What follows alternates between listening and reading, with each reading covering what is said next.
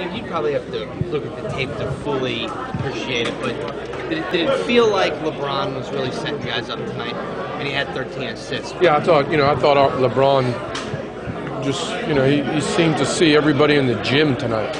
Really. I mean, he threw it to him right in the shooting pocket, and it seemed like they made every one. I mean, he shot a tremendous percentage from three, but he was delivering the ball exactly on time and making great decisions. And like I said, it seemed like he found guys in the 8th row to make an open shot tonight. It seemed like when you put your second unit in at first, that's when the game kind of started going you guys. Yeah, we started a little sluggish.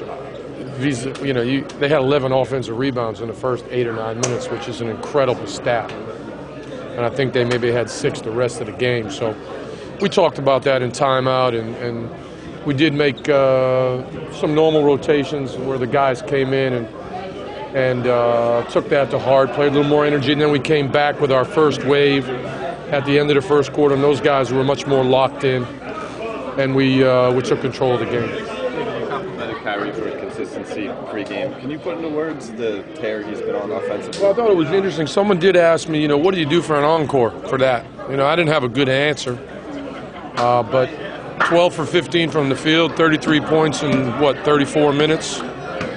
It's a pretty good encore. Pretty good encore. And he played right, which is the most important thing. It's not the scoring as much as it is him just being engaged and locked in and aggressive offensively and not letting up on the defensive end. It was pretty admirable what he did.